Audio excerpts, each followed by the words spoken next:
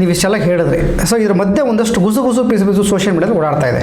ನೀವು ಅಂದರೆ ನಿಮ್ಮ ಸಂಘಟನೆಯವರು, ನಿಮ್ಮ ಗೌರವಾಧ್ಯಕ್ಷರು, ನಿಮ್ಮ ಕೆಲವು ಪದಾಧಿಕಾರಿಗಳು ಈಗ ATC ಆಗಲಿ ಅಥವಾ ಜಡ್ಡಿ ಸಮಿತಿಯವ್ರ ಜೊತೆಯಲ್ಲಿ ವಿಜಯಭಾಸ್ಕರ್ ಜೊತೆಯಲ್ಲಿ ಹೋರಾಟಕ್ಕೆ ಹೋಗೋಣ ಬನ್ನಿ, ನಿಮ್ಮ ಸಾರಥ್ಯದಲ್ಲಿ ಹೋಗೋಣ ಅನ್ನೋ ಥರ ಏನೋ ಮಾತಾಡಿದ್ರೆ ನಾವು ಗುಸು ಇದು ಕ್ಲಾರಿಟಿ ಇಲ್ಲ, ಕ್ವಶನ್ ಕ್ಲಾರಿಟಿ ಇಲ್ಲ. ಯಾಕಂದ್ರೆ ನಮಗೆ ವಿಷಯ ಸಿಕ್ಕಿದೆ ಅರ್ಧಂಬರ್ಧ. ಏನು ಇದು ಕಂಪ್ಲೀಟ್ ಕ್ಲಾರಿಟಿ ಕೊಡಿ ಸರ್. ಇದು ಪಾಪ ನಮ್ಮ ಈಗೇನು ಸೋಕಾಲ್ಡ್ ನಾವು ಹೋರಾಟಗಾರರು ಅಂತ ಏನು ಹೋಗ್ತಾ ಇದ್ದಾರೆ, ಅದರಲ್ಲಿ ಒಬ್ಬ ಪ್ರಧಾನ ಕಾರ್ಯದರ್ಶಿ ಅನ್ನೋರು ಒಂದು ಆಡಿಯೋನ ಬಿಟ್ಟಿರೋ ವಿಚಾರ ನೀವು ಮಾತಾಡ್ತಾ ಇದ್ದೀನಿ ಅಂತ ನನಗೆ ಅರ್ಥ ಆಗ್ತಾ ಇದೆ. ಅದರಲ್ಲಿ ನಮ್ಮ ಗೌರವಾಧ್ಯಕ್ಷರಾದ ಸುರೇಶ್ ಸಾರು ಮತ್ತೆ ಮೈಸೂರು ಭಾಗದ ವಿಶ್ವನಾಥ್ ಸಾರು ಮನೆ ಅನಂತ್ ಸುಬ್ರಾವ್ ಅವ್ರ ಹತ್ರ ಮನೆಗೆ ಹೋಗಿ ಅವ್ರ ಕಾಲು ಹಿಡ್ಕೊಂಡು ಬೇಡ್ಕೊಂಡ್ರು, ಹೋರಾಟ ಮಾಡೋಕ್ಕೆ ನಮ್ಮ ಕೈಲಿ ಆಗ್ತಾ ಇಲ್ಲ, ಬನ್ನಿ ನೀವು ಸಾರಥ್ಯ ವಹಿಸಿ ಅನ್ನೋ ಮಾತನ್ನ ಹೇಳಿದ್ರು, ಕೇಳಿದ್ರು ಅನ್ನೋ ಮಾತನ್ನ ಹೇಳ್ತಾ ಇದ್ರು. ನಿಜ ಸುಳ್ಳ ಇದು? ಅಪ್ಪಟ ಸುಳ್ಳು. ನಮ್ಮ ಗೌರವಾಧ್ಯಕ್ಷರಾಗ್ಲಿ, ನಮ್ಮ ಮೈಸೂರು ಭಾಗದ ಧೀಮಂತ ಹೋರಾಟಗಾರರಾದ ವಿಶ್ವನಾಥ್ ಸರ್ ಆಗಲಿ, ಯಾರು ಇವ್ರ ಮನೆಗೆ ಹೋಗಿ ಅಂಗಲಾಚುವಂತ ಪರಿಪ್ರಮೇಯ ಒಕ್ಕೂಟಕ್ಕೆ ಇಲ್ಲ. ನಮ್ಗೆ ಆ ರೀತಿಯಲ್ಲಿ ಇಲ್ಲ. ಇನ್ನು ಮಾನ್ಯ ಅನಂತ್ ಸುಬ್ರಾವ್ ಸಾಹೇಬ್ರ ಹತ್ರ ಮೈಸೂರು ಭಾಗದ ನಾಯಕರು ಹೋಗಿ ಸುರೇಶ್ ಸರ್ ಬಗ್ಗೆ ಮಾತಾಡಿದಾಗ ಅವರ ಈಗಲೂ ಬರ್ಲಪ್ಪ, ಅವರ ರಾಜೀನಾಮೆನ ಇನ್ನೂ ಅಂಗೀಕಾರ ಮಾಡಿಲ್ಲ, ಇನ್ನು ಟೇಬಲ್ ಮೇಲೇನೆ ಇಟ್ಕೊಂಡಿದ್ದೀನಿ, ಈಗಲೂ ಅವ್ರನ್ನ ಬರಕ್ಕೆ ಹೇಳಿ ಅನ್ನೋ ಮಾತನ್ನ ಹೇಳಿರೋದು ಸತ್ಯ. ಬೇಕಾದ್ರೆ ಇದಕ್ಕೆ ಅನಂತ್ ಸುಬ್ರಾವ್ ಸಾಹೇಬ್ರು ಉತ್ತರಗಳನ್ನೇ ಕೊಡಬೇಕು. ಮತ್ತೆ ಇದು ಅವ್ರ ಮೇಲೆ ಮಾತ್ರ ಹೇಳಿಲ್ಲ, ನನ್ನ ಮೇಲೇನೂ ಸಹ ಏನು ನೌಕರರ ಸಂಘದ ಗೌರವಾಧ್ಯಕ್ಷರಾದ ಭಾಸ್ಕರ್ ಅವ್ರ ಮನೆಗೆ ಹೋಗಿ ನಾನು ಅಂಗಲಾಚಿದೆ ಅಂತ ಕೇಳಿದ್ದಾರೆ. ಅನ್ಯ ಪ್ರಧಾನ ಕಾರ್ಯದರ್ಶಿಗಳೇ, ಸುಳ್ಳನ್ನ ಸಿಕ್ಕಾಪಟ್ಟೆ ಬಣ್ಣ ಹಚ್ಚಿ ಹೇಳಕ್ ಹೋಗ್ಬೇಡಿ. ನಿಮ್ಮ ಗೌರವಾಧ್ಯಕ್ಷರು ನನಗೆ ಕರೆ ಮಾಡಿ ಮಾರ್ಚ್ 31ನೇ ತಾರೀಕು ಕರೆ ಮಾಡಿ ಸುದೀರ್ಘವಾಗಿ ಮಾತಾಡಿ ವಿಚಾರಗಳನ್ನ ತಿಳ್ಕೊಂಡು, ಇದು ಹೆಂಗೋ ವಿಚಾರಗಳು ಬೇರೆ ಬೇರೆ ಕಡೆ ಹೋಗ್ತಾ ಇದೆಯಪ್ಪ, ಬಾ ಇದು ನಾವು ಖುದ್ದಾಗಿ ಮಾತುಕತೆ ಮಾಡೋಣ, ಮನೆಗೆ ಬಾ ಅಂತ ಹೇಳ್ಬಿಟ್ಟು ಅವತ್ತು ಸಂಜೆ 5 ಗಂಟೆಗೆ ನನಗೆ ಮನೆಗೆ ಅವರೇ ಕರೆದಿದ್ರು. ಇದಕ್ಕೆ ಸಂಬಂಧಪಟ್ಟಂಗೆ ನನ್ನ ಹತ್ರ ಕಾಲ್ ಲಿಸ್ಟೇ ಇದೆ.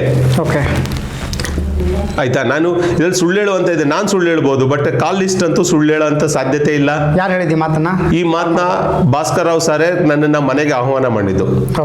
ನಾನು ಅವರ ಮಾಡಿದ ಆಹ್ವಾನಕ್ಕೆ ನಾನು 5 ಗಂಟೆಗೆ ನಾನು ಅವ್ರ ಮನೆಗೆ ಹೋಗಿದ್ದೆ. ಅವ್ರ ಮನೆಗೆ ಹೋಗಿ ಕೂತ್ಕೊಂಡು ಸುಮಾರು ಒಂದು ಅರ್ಧ ಗಂಟೆ ಮಾತುಕತೆ ಮಾಡಿದ್ವಿ. ಅವ್ರಿಗೂ ಪ್ರಣಾಳಿಕೆಯನ್ನು ತೋರಿಸಿದ್ವಿ, ಹಾಗೆ ನಮ್ಮ ಸಂಸ್ಥೆ ನೌಕರರಿಗೂ ಮತ್ತೆ ಸರ್ಕಾರಿ ನೌಕರರಿಗೆ ಡಿಫ್ರೆನ್ಸಿಯೇಷನ್ ತೋರಿಸಿದ್ವಿ. ಅದೆಲ್ಲ ಚರ್ಚೆಗಳು ಮಾಡಿದ್ವಿ ಹೊರತು ನಾನು ಅಂಗಲಾಚಕ್ಕಾಗ್ಲಿ ಬೇಡ್ಕೊಳಕ್ಕಾಗಿ ಹೋಗ್ಲಿಲ್ಲ. ನನ್ನ ವಿಚಾರದಲ್ಲಿ ನೌಕರರಿಗೆ ಒಳಿತಾಗೋಂಗಿದ್ರೆ ಯಾರ ಹತ್ರ ಬೇಕಾದ್ರೂ ನಾನು ಹೋಗ್ತೀನಿ. ನನ್ನ ಸ್ವಾರ್ಥಕ್ಕೋಸ್ಕರ ಅಲ್ಲ, ನನ್ನ ಸ್ವೇಚ್ಛೆಗೋಸ್ಕರ ನಾನು ಅವ್ರ ಮನೆ ಹತ್ರ ನಾನು ಯಾರ ಮನೆಗೂ ಹೋಗಲ್ಲ. ಆದರೆ ನೌಕರರು ಅನ್ನೋ ವಿಚಾರ ಬಂದಾಗ ನಾನು ವಿರೋಧಿ ಆದ್ರೂ ಪರವಾಗಿಲ್ಲ, ಅವ್ರ ಹತ್ರ ಹೋಗ್ತೀನಿ.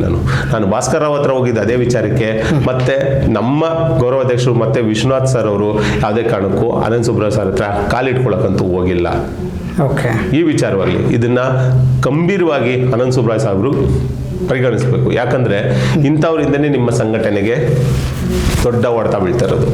ಇವರು ಮತ್ತೆ ಇವರು ನಿಮ್ಮ ಹಿಂಬಾಲಕರು ಅಂತ ಹೇಳ್ತಾ ಇದ್ದಾರೆ. ನೀವು ಹೆಂಗ್ ಪ್ರಚೋದನೆ ಮಾಡ್ತಿರೋ ನಮ್ಮ ಕೂಟದ ಪದಾಧಿಕಾರಿಗಳು ಹಂಗೆ ನಿಮಗೆ ಪ್ರಕ್ರಿಯೆ ನಡೀತಾ ಇದ್ದಾರೆ. ನಿಮ್ದು ಇಂಥ ಕ್ರೂಷಿಯಲ್ ಟೈಮಲ್ಲೂ ನೀವು ಏನು ಸೋಕಾಲ್ಡ್ ಈಗಿನ ಸಾಮಾಜಿಕ ಜಾಲತಾಣದಲ್ಲಿ ಈಗ ಹೊಸ ಚಾನೆಲ್ಗಳು ಬೇರೆ ಹುಟ್ಟಾಕಿರೋರು ನಾನು ಮಾಡಿರೋ ಆಡಿಯೋ ರೆಕಾರ್ಡ್, ನಾನು ಯಾರ್ದೋ ನೌಕರರ ಹತ್ರ ಮಾತಾಡಿರೋ ಆಡಿಯೋಗಳನ್ನ ರೆಕಾರ್ಡ್ಗಳನ್ನ ಯೂಟ್ಯೂಬ್ ಚಾನೆಲ್ ಹಾಕೋವರೆಗೂ ಹೋಗ್ತಾ ಇದ್ದಾರೆ. ಇದನ್ನೆಲ್ಲ ನೀವು ಅಲ್ಲ ಈ ಥರ ಯೂಟ್ಯೂಬಲ್ಲಿ ಹಾಕುವಂಥದ್ದು ಇದು ಒಂಥರ ನಿಮಗೆ ಎಲ್ರಿಗೂ ಅಂದರೆ ಮೀನ್ಸ್ ಈ ಎರಡು ಸಂಘಟನೆಯವ್ರಿಗೆ ಹೇಳ್ತಾ ಇದ್ದೀನಿ, ಇದು ಒಂಥರ ಮಾನವೀಯತೆ ಅಂತ ಅನ್ಸುತ್ತೆ ನಿಮಗೆ? ಯಾರು ಏನೋ ಮಾತಾಡಿದ್ದಾರೆ, ಯಾವುದೋ ಟೈಮ್ ಮಾತಾಡ್ತೀರಾ ನೀವು? ಒಂದೇ ವಿಚಾರ, ನಮ್ಮ ಕೂಟದ ವತಿಯಿಂದ ಒಕ್ಕೂಟದ ವತಿಯಿಂದ ಯಾವುದೇ ನಾಯಕರಗಳದ್ದು ವಿಚಾರಗಳನ್ನ ನಾವು ಯೂಟ್ಯೂಬ್ ಚಾನಲ್ ನಾವು ಹಾಕಿಲ್ಲ. ಆದ್ರೆ ಇವರು ನಾವು ಮಾತಾಡೋ ಆಡಿಯೋ ರೆಕಾರ್ಡ್ಗಳನ್ನ ಯಾವುದೋ ನೌಕರ ಹತ್ರ ಮಾತಾಡೋದನ್ನೆಲ್ಲ ಆಡಿಯೋ ರೆಕಾರ್ಡ್ಗಳನ್ನೆಲ್ಲ ಯೂಟ್ಯೂಬ್ ಚಾನಲ್ ಆಗ್ತಾರೆ. ಅಲ್ಲ ಸರ್, ಈ ಕಾಲ್ ರೆಕಾರ್ಡ್ಗಳನ್ನ ಈಗ ನಾನು ನೋಡ್ತೇನೆ, ಎಲ್ಲ ಕಡೆ ಓಡ್ತಾ ಇರೋದು ಯೂಟ್ಯೂಬ್ ಚಾನಲ್ ಓಡಾಡ್ತಾ ಇದೆ. ಇದು ಯೂಟ್ಯೂಬ್ ಚಾನಲ್ ಹಾಕೋದು ತಪ್ಪಲ್ಲ, ಯಾಕಂದ್ರೆ ಪಬ್ಲಿಕ್ ಎಲ್ಲ ನೋಡ್ತಾ ಇರ್ತಾರೆ. ನಿಮ್ಮ ವಾಟ್ಸಪ್ ಗ್ರೂಪ್ ಹಾಕೊಂಡ್ರೆ ನಿಮ್ಮ ಎಂಪ್ಲಾಯ್ಸ್ ನೋಡ್ಕೋತಾರೆ. ಆದರೆ ಯೂಟ್ಯೂಬ್ ಚಾನಲ್ ಹಾಕಿದ್ರೆ ಅದು ಎಲ್ಲರೂ ನೋಡ್ತಾರೆ, ಹೊರಗಡೆಯವರು ನೋಡ್ತಾರೆ, ಒಳಗಡೆಯವರು ನೋಡ್ತಾರೆ. ಸೊ ಬೇಕಾದವ್ರು ನೋಡ್ತಾರೆ, ಬೇಡದವ್ರು ನೋಡ್ತಾರೆ. ಅವ್ರು ನಿಮ್ಮ ಮರ್ಯಾದೆ, ನಿಮ್ಮ ಸಂಘಟನೆ ಆಗಲಿ ನಿಮ್ಮ ಸಂಸ್ಥೆ ಮರ್ಯಾದೆ ಹೋಗುತ್ತೆ ಅನ್ನೋ ಜ್ಞಾನ ನಿಮ್ಮವ್ರಿಗಿಲ್ವಾ? ಸರ್, ಅದನ್ನೇ ನಾವು ಕೇಳ್ತಾ ಇರೋದು. ಯಾಕೆ ಈ ರೀತಿಯಲ್ಲಿ ನೀವು ನಿಮ್ಮ ಕೆಸರು ಹೆಚ್ಚಾಟಕ್ಕೆ ಬರ್ತಾ ಇದ್ದೀರಾ? ನೀವು ಮಾಡೋದು ಮಾಡೋದನ್ನೇ ನಮ್ಮವರು ಮಾಡಕ್ ಹೋಗ್ತಾ ಇದ್ದಾರೆ. ಇದನ್ನ ಬೆಳೆಸ್ಕೊಂಡು ಹೋಗ್ತಾ ಇದ್ದೀರಾ. ಇದನ್ನ ನಿಲ್ಸೋಂತ ವಿಚಾರದಲ್ಲಿ ನೀವು ನಮ್ಮ ಮೇಲೆ ಟೀಕೆ ಮಾಡ್ತಾ ಇದ್ದೀರಾ, ಮಾಡ್ಕೊಳ್ಳಿ. ಅದು ನಮ್ಮ ಒಳಗಡೆನೆ ಇರಲಿ.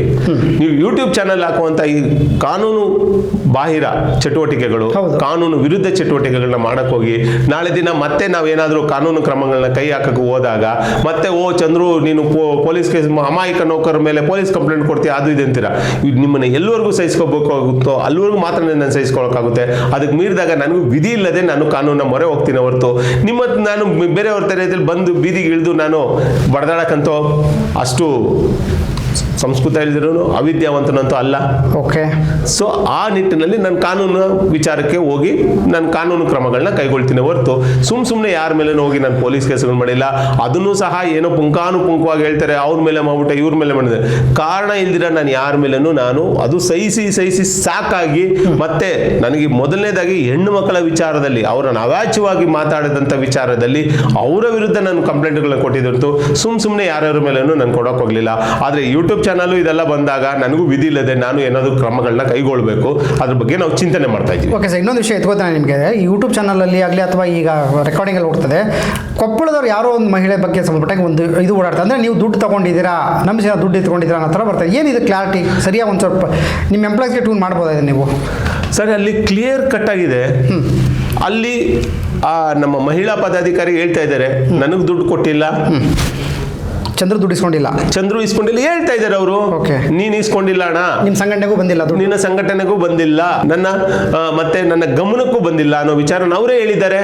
ಸೊ ನನಗೂ ಅದಕ್ಕೆ ಸಂಬಂಧ ಇಲ್ದಿರೋ ವಿಚಾರ. ಈಗ ನಿಮ್ಮ ಚಾನಲ್ಗೆ ಬರ್ತಾ ಇದ್ದೀವಿ ನಾವು, ನಿಮ್ಮ ಚಾನಲಲ್ಲಿ ಕೆಲಸ ಮಾಡೋ ಯಾರೋ ಒಂದು ಸಿಬ್ಬಂದಿ ಹತ್ರ ನಿಮಗೆ ಗೊತ್ತಿಲ್ದಿರಾ ನಾನು ಯಾವ್ದಾದ್ರು ಒಂದು ಹಣದ ವ್ಯವಹಾರ ಮಾಡ್ಬಿಟ್ಟು ತಗೊಂಡ್ರೆ ಅದಕ್ಕೆ ನೀವು ಹೊಣೆಗಾರರಾಗ್ತೀರಾ? ಆಗಲ್ಲ. ಸೊ ವಾಟ್, ಇಲ್ಲಿ ಅಲ್ಲಿಗೆ ಪ್ರಶ್ನೆನೇ ಇಲ್ಲ. ಆದರೆ ಚಂದ್ರು ಮತ್ತೆ ಕೂಟವನ್ನು ಮುಗಿಸ್ಬಿಟ್ರೆ ಎಲ್ಲವೂ ಮುಗಿಸ್ಬಿಡ್ಬೋದು ಅನ್ನೋದು ಬರೀ ಇವರು ನಮ್ಮನ್ನೇ ಮುಗಿಸೋದಲ್ಲ, ಈ ಏನು ಸರಿಸಮಾನ ವೇತನ ಕಾನ್ಸೆಪ್ಟೇ ಮುಗಿಸ್ಬೇಕು ಅನ್ನೋದನ್ನಗೋಸ್ಕರ ಇವೆಲ್ಲ ಕುತಂತ್ರಗಳು ಮಾಡ್ತಾ ಇದ್ದಾರೆ. ಅಲ್ಲಿ ಸರಿಸಮಾನ ವೇತನ ಕಾನ್ಸೆಪ್ಟ್ ಆಡ್ಕೊ ಕೊಟ್ಬಿಟ್ಟು ನೀವು ಅವ್ರು ಶರಣಾಗ್ಬಿಡಿ, ಅವ್ರ ಕೈಲೇ ಮಾಡಿಸಿ, ಆಗಲ್ವಾ ನಿಮಗೆ? ನಾವು ಅದನ್ನೇ ಕೇಳ್ತಾ ಇದ್ದೀವಿ. ಬನ್ನಿ ಸ್ವಾಮಿ, ಸರಿಸಮಾನ ವೇತನಕ್ಕೆ ನೀವೇ ಬನ್ನಿ, ನಾವು ಬರಕ್ ರೆಡಿ ಇದ್ದೀವಿ. ನಿಮ್ಮ ನೇತೃತ್ವದಲ್ಲೇ ಮುಂದುವರಿಯುತ್ತೆ. ನಿಮ್ಮದೇ ಚಾನಲ್ ಅಲ್ಲಿ ಹೇಳಿದ್ದೀನಲ್ಲ ನಾನು, ನೀವೇ ಮುಂದಾಳತ್ವ ವಹಿಸ್ಕೊಳ್ಳಿ, ನಿಮ್ಮಿಂದ ನಾವು ಬರ್ತೀವಿ, ಸರಿ ಸಮಾನ ವೇತನಕ್ಕೆ ಹೋಗೋಣ ಅನ್ನೋ ವಿಚಾರ ನಾನು ಹೇಳಿದ್ದೀನಲ್ಲ, ನೀವ್ ಯಾಕೆ ಬರ್ತಾ ಇಲ್ಲ? ಅಂದ್ರೆ ಅವ್ರು ಒಪ್ಕೊಂಡ್ರೆ ಸರಿ ಸಮಾನ ವೇತನ ಬೇಡಿಕೆ ಅವ್ರಿಗೆ ಕೊಟ್ಬಿಟ್ಟು ಅವರಿಂದ ನಿಲ್ಲಕ್ಕೆ ರೆಡಿ ಇದ್ದೀರಾ? ಖಂಡಿತ. ಅವತ್ತು ಮಾತು ಕೊಟ್ಟಿದೆ, ಇವತ್ತು ಅದನ್ನೇ ಹೇಳ್ತಾ ಇದ್ದೀನಿ. ಓಕೆ. ಸೊ ಇದಾಗುತ್ತೆ, ಖಂಡಿತ ಆಗುತ್ತೆ. ಆದರೆ ನಿಮ್ಮ ಜೊತೆಲಿದ್ದವರು ಆವತ್ತು ನನ್ನ ಜೊತೆಲಿದ್ದ ಹಾಳು ಮಾಡಿದವರು ಇವತ್ತು ನಿಮ್ಮ ಜೊತೆಲಿದ್ದಾರೆ ಸ್ವಾಮಿ. ಓಕೆ. ನೀವು ಒತ್ತಡಕ್ಕೆ ಮನಿತಾ ಇದ್ದೀರಾ ರಾಯರೇ, ಒತ್ತಡಕ್ಕೆ ಮನಿತಾ ಇದ್ದೀರಾ. ದಯವಿಟ್ಟು 100 ವರ್ಷದ ಹಳೆಯ ಸಂಘಟನೆ ತಮ್ಮದು. ನಿಮ್ಮನ್ನ ಮುಗಿಸೋಕ್ಕೆ ನಾವು ಯಾವುದೇ ಪ್ರಯತ್ನಗಳು ಪಡ್ತಾ ಇಲ್ಲ. ಆದರೆ ನಿಮ್ಮ ಜೊತೆಲಿರೋರೇ ಈ ಕೆಲಸಗಳನ್ನ ಮಾಡ್ತಾ ಇದ್ದಾರೆ. ಆ ಕಾಲದಲ್ಲಿ ನಮ್ಮನ್ನ ಹೆಂಗ ಹಾಳು ಮಾಡಿದ್ರು ಅದೇ ರೀತಿ ನಿಮ್ಮನ್ನ ಹಾಳು ಮಾಡಕ್ಕೆ ನಿಮ್ಮ ಜೊತೆಯಲ್ಲೇ ಇದ್ದಾರೆ. ನಿಮ್ಮನ್ನ ಪ್ರಚೋದಿಸ್ತಾ ಇದ್ದಾರೆ, ಒತ್ತಡ ತರ್ತಾ ಇದ್ದಾರೆ. ನಮಗೆ ಗೊತ್ತು ನಿಮ್ಮ ಮನಸ್ಥಿತಿ, ಈಗಿನ ಪರಿಸ್ಥಿತಿನ ಅವಲೋಕಿಸ್ತಾ ಇದ್ದಾರೆ. ನೀವು ಅಷ್ಟು ಅನುಭವ ಇಲ್ಲದವರಲ್ಲ. ಆದರೆ ಒಂದು ಸಂಘಟನೆ ಇತ್ತೀಚಿನ ದಿನಗಳಲ್ಲಿ ಏನು ಒಂದು ಸಭೆ ಮಾಡಿ ಮುಷ್ಕರಕ್ಕೆ ಹೋಗಿಲ್ಲ ಅಂದ್ರೆ ಜಂಟಿಯಿಂದ ಹೊರಬರುವಂತ ವಿಚಾರವನ್ನ ಮಾತಾಡಿದ್ದಾರೆ. ಅದೇ ರೀತಿಯಲ್ಲಿ ಏನು ಇನ್ನೊಂದು ಸಂಘಟನೆ ನೀವು ಬರ್ಲಿಲ್ಲ ಅಂದ್ರೆ ನಾವು ಹೊರಗಡೆ ಹೋಗ್ತೀವಿ ಅಂತ ನಿಮ್ಮನ್ನ ಬ್ಲಾಕ್ ಮೇಲ್ ಮಾಡ್ತಾ ಇದ್ದಾರೆ, ಒತ್ತಡವನ್ನು ಇರ್ತಾ ಇದ್ದಾರೆ. ಆದ್ರೆ ನಿಮ್ಮ ಜೊತೆಯಲ್ಲಿ ಇದ್ಕೊಂಡೆ ಕುತಂತ್ರ ಹೆಂಗ್ ಮಾಡ್ತಾ ಇದ್ದಾರೆ ಅಂತ ನಮಗ್ ಗೊತ್ತಿದೆ. ನಿಮ್ಮ ಸಂಘಟನೆ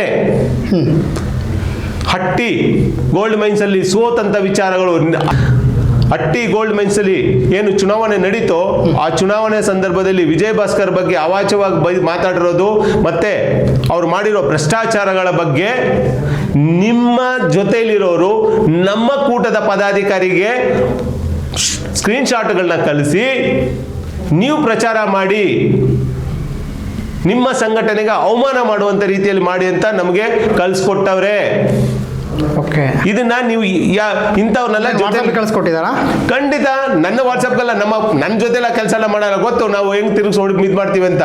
Okay. ಆದ್ರೆ ನಮ್ಮ ಕೂಟದ ಪದಾಧಿಕಾರಿಗಳು ಕಳ್ಸಿಕೊಟ್ಟವ್ರೆ, Okay. ನೀವು ಪ್ರಚಾರ ಮಾಡಿ ಆ ಕ್ರೆಡಿಟ್ ನೀವು ತಗೊಳ್ಳಿ. ಅಂದ್ರೆ ಅನಸುಬ್ರಾಯರಿಗೆ ಅವ್ರಿಗೆ ಒಳಗೆ ಏನ್ ನಡೀತದೆ, ಅವ್ರು ಯಾರ ಜೊತೆ ಎಫೆಕ್ಟ್ ಮಾಡ್ತಾರೆ ಅವ್ರಿಗೆ ಜ್ಞಾನ ಇರಲ್ಲ ಅಂತೀರಾ ಸರ್? ಸರ್ ಖಂಡಿತ ಅವ್ರಿಗೆ ಇದು ಕಾಣಿಸ್ತಾ ಇಲ್ವೋ ನನಗಂತೂ ಗೊತ್ತಿಲ್ಲ. ಆದ್ರೆ ಇವ್ರು ಯಾವ ಒತ್ತಡಕ್ಕೆ ಮಣಿತಾ ಇದ್ದಾರೆ, ನೀವು ಯಾರ ಜೊತೆಲೆ ನಿಂತ್ಕೊಂಡಿದ್ದೀರಾ ಅನ್ನೋದು ನೀವು ಫಸ್ಟ್ ನೋಡಿ. ಓಕೆ. ನೀವು ನಿಂತಿರೋ ನೆಲ ಅಂಕು ಡೊಂಕಾಗಿದೆ. ಓಕೆ. ನಿಮ್ಮ ಜೊತೆಲಿರೋರು ಎಲ್ಲರೂ ನಿಮ್ಮ ಹಿತೈಷಿಗಳಲ್ಲ. ಓಕೆ. ಜೊತೆಗೆ ಇನ್ನೊಂದು SC ಜಕ್ಕಪ್ಪನವರು ಇದೇ ಟೌನ್ ಹಾಲ್ನಲ್ಲಿ ಒಂದು ಕಾರ್ಯಕ್ರಮ ನಡೀತು. ರಾಮಲಿಂಗಾರೆಡ್ಡಿ ಸಾಹೇಬರ ಅಧ್ಯಕ್ಷತೆ ಅಂದ್ರೆ ಇದೇ ಕೆಲವು ತಿಂಗಳ ಹಿಂದೆ ಟೌನ್ ಹಾಲ್ನಲ್ಲಿ ಬಾಬಾ ಸಾಹೇಬ್ ಅಂಬೇಡ್ಕರ್ ಅವರ ಜಯಂತಿ ನಡಿಬೇಕಾದ್ರೆ ಅಲ್ಲಿ ರಾಮಲಿಂಗಾರೆಡ್ಡಿ ಸಾಹೇಬರು ಸಹ ವೇದಿಕೆ ಮೇಲಿದ್ದಾಗ ಮಾನ್ಯ ಜಕ್ಕಪ್ಪನವರು ಸಾರಿಗೆ ನೌಕರನ ಸರ್ಕಾರಿ ನೌಕರು ಮಾಡಿ ಸರ್ಕಾರಿ ನೌಕರಿಗಿರುವ ಸರಿಸಮಾನ ವೇತನ ಕೊಡಿ ಅಂತ ಕೇಳಿದರೆ. ಅವರು ಸಹ ನಿಮ್ಮ ಸಂಘಟನೆಯಲ್ಲೇ ಇದ್ದಾರೆ, ಅವರು ದ್ರೋಹ ಬಗೆತಾ ಇದ್ದಾರೆ ಅಂತ ಹೇಳ್ತಾ ಇಲ್ಲ. ನೀವು ಒಂದು ವಿಭಿನ್ನ ಉದ್ದೇಶಗಳವರು ಹೆಂಗ್ ನೀವು ಮೂವ್ ಮಾಡ್ತಾ ಇದ್ದೀರಾ? ಓಕೆ. ದಯವಿಟ್ಟು ಸಂಘಟನೆಯ ಅಳಿವು ಉಳಿವು ಪ್ರಶ್ನೆ ನಿಮ್ಮ ಮುಂದೆ ಇದೆ, ನಿಮ್ಮ ಕೈಯಲ್ಲಿದೆ. ಓಕೆ. ದಯವಿಟ್ಟು ಇದಕ್ಕೆ ಹೋಗೋದಕ್ಕೆ ಮೊದಲು ಒಂದು ಸ್ವಲ್ಪ ಇನ್ನೊಂದು ಸರಿ ಯೋಚನೆ ಮಾಡಿ. ನಾನು ಯಾಕೆ ಇಷ್ಟೆಲ್ಲ ಆದ್ರೂ ಮುಷ್ಕರಕ್ಕೆ ಹೋಗೋಕ್ಕೆ ಇಷ್ಟು ಹಿಂದೇಟು ಆಗ್ತಾ ಇದ್ದೀನಿ, ಪರಿಸ್ಥಿತಿಯನ್ನ ಅವಲೋಕಿಸ್ತಾ ಇದ್ದೀನಿ. ಮುಷ್ಕರದಿಂದ ಅನಾಹುತಗಳನ್ನ ನನ್ನ ಕಣ್ಣು ಮುಂದೆ ಬಂದು ಹೋಗ್ತಾ ಇದ್ದಾವೆ. ರಾತ್ರಿಗಳಲ್ಲಿ ನಿದ್ದೆ ಬರ್ತಾ ಇಲ್ಲ. ಹೆಚ್ಚು ಕಮ್ಮಿ ಆದ್ರೆ ಏನಾಗುತ್ತೆ ಅನ್ನೋದು ಒಂದು ವಿಚಾರ ಕಳ್ಕೊಳಂಗಾಗಬಾರ್ದು. ನಮ್ಮ ನೌಕರರು ಮತ್ತೆ ಬೀದಿಗೆ ಬರಬಾರ್ದು ಅನ್ನೋ ವಿಚಾರವನ್ನ ಗಮನದಲ್ಲಿ ಇಟ್ಕೊಂಡು ನಿಮ್ಮ ಹತ್ರ ನಾನು ಇವತ್ತು ಹೇಳ್ತಾ ಇರೋದು.